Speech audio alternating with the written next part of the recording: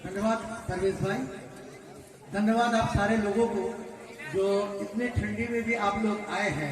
इससे ये एक सबूत मिलता है कि उर्दू लिटरेचर के तरफ आप लोग का कितना ध्यान है, कितना प्यार है, मोहब्बत है। क्योंकि रात के 10 होने को चले हैं लेकिन आप लोग सब अपने आसन में बैठे हुए हैं। तो मैं धन्यवाद करना चाहूंगा अपने बड़े भाई सेहतमंद बहुत अफरोज का, जो तृणमूल माइनॉरिटी सेल के प्रेसिडेंट है, डिस्ट्रिक्ट प्रेसिडेंट है। धन्यवाद करना चाहूंगा इस वार्ड के बहुत लोकप्रिय पार्षद अपने दोस्त सलीम अंसारी साहब का, परवेज भाई का। परवेज भाई से मेरी ताल्लुकात बहुत पुराने दिनों की है। अफरोज भाई जिन्होंने मुझे रास्ता दिखाया एक तरह से। और मैं धन्यवाद करना चाहूंगा जो हिंदुस्तान के हर एक कोने से बड़े बड़े शायर आए हैं हमारे शहर में, हमारा शहर का एक तरह से नाम रोशन कर रहे हैं। यहाँ तक उर्दू लिटरेचर का सवाल है, देखिए ये एक ऐसा चीज है हिंदुस्तान की परंपरा के साथ ये जुड़ी हुई है। मेरे लिए तो अमीर खुसरू एक तरह से उर्दू लिटरेचर के सबसे बड़े चेहरे मुझे लगता है। आप लोगों को भी शायद यही लगती होगी, क्योंकि ये जो गजल गीत हम लोग सुनते हैं ये एक तरह से उनका ही लाया हुआ है, जिसका मॉडिफिकेशन ग्रामिफिकेशन को के आज हम लोग हिंदुस्तान में सुनते हैं। ऐसा अजीब एक शख्सियत शायद जिसको और मुकाम मिलनी चाहिए।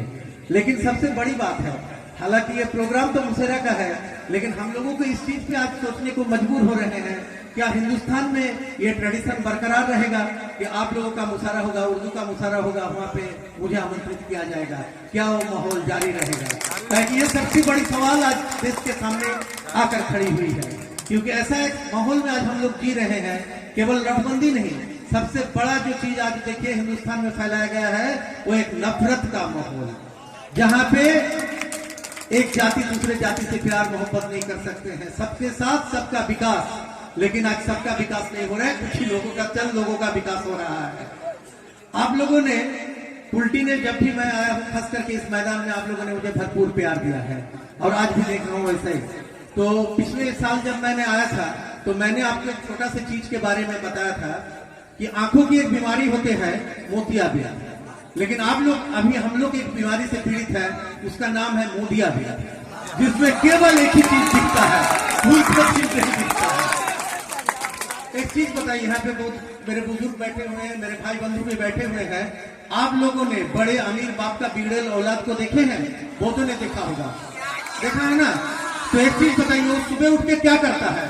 वो सुबह उठ के एक ही चीज करता है, अपना माई बाप, अपना दादा दादी को बकसता है, गाली देता है, लेकिन उसी के पैसे पे जीता है और रोज कई नए। आतंकवाद और उग्रवाद पे काबू हो जाएंगे।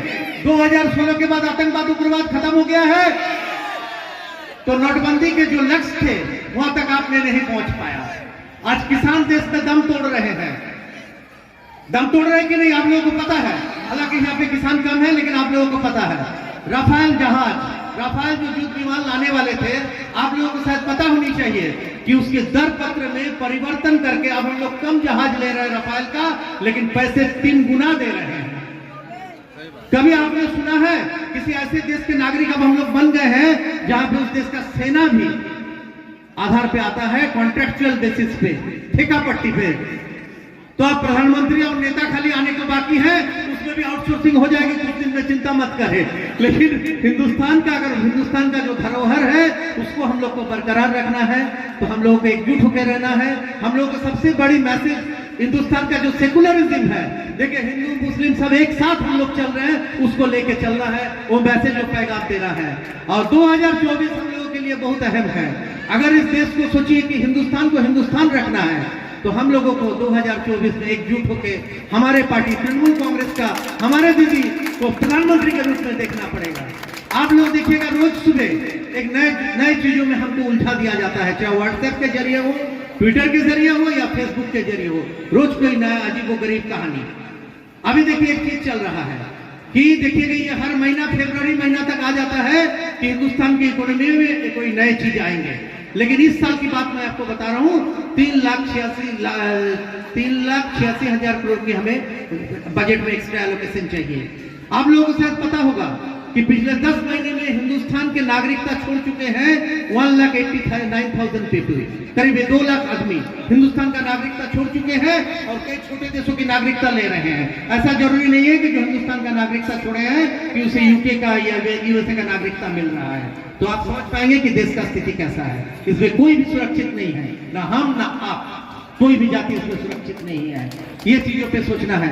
अभी देखिएगा एक नया डिबेट चला हुआ है कि हिंदुस्तान का नाम क्या होगा, हिंदुस्तान होगा, भारत होगा, इंडिया होगा, क्योंकि ये कहा जा रहा है कि यूके का नाम भी तो 3 है, लेकिन यूके का नाम मेरे मित्र 3 नहीं है। यूनाइटेड किंगडम एक अलग चीज है, ग्रेट ब्रिटेन एक अलग चीज है और इंग्लैंड एक अलग चीज है। इंग्लैंड अपने आप में एक छोटा देश है। यूनाइटेड किंगडम आप किसे बोलते हैं? इंग्लैंड और वेल्स को मिला के हम लोग यूनाइटेड किंगडम बोलते हैं। और ग्रेट ब्रिटेन होता है इंग्लैंड, वेल्स और इधर में आयरलैंड और नॉर्दर्न आयरलैंड मिला के, स्कॉटलैंड मिला के। तो ये सारी चीज है, ये सारी चीजों में आपको उलझा दिया जाएगा। अभी जैसा चला हुआ है $1 ट्रिलियन इकोनॉमी, तो $1 ट्रिलियन इकोनॉमी तो बात की बात है। पहले तो हर घर में रोटी कपड़ा मकान पहुंच जाए, उसके बाद हम $1 ट्रिलियन इकोनॉमी के बारे में सोचेंगे। बुलेट ट्रेन के बारे में हम बाद में सोचेंगे, पहले रोजगार के बारे में सोचेंगे। जो 2 करोड़ रोजगार देने वाले थे वो आपने नहीं दे पाए। इन सारे मुद्दों के साथ, हालांकि माहौल मुशर्रा का है, मैं चाहूंगा कि मुशर्रा का प्रोग्राम शुरू हो, लेकिन आप लोग से ही मेरी विनम्र निवेदन है कि 2024 में वोट देते वक्त आप लोग ये सारे चीज सोचिए। और अगर इस देश को बचाना है तो ममता दीदी को प्रधानमंत्री के रूप में हमें देखना है। तो हम लोग को एकजुट होकर तृणमूल कांग्रेस का दामन मजबूत करना है। वंदे मातरम, तृणमूल कांग्रेस जिंदाबाद। आज का मुशर्रा जिंदाबाद और जिंदाबाद आप तमाम लोग जो लोग यहाँ पे आए हैं। धन्यवाद।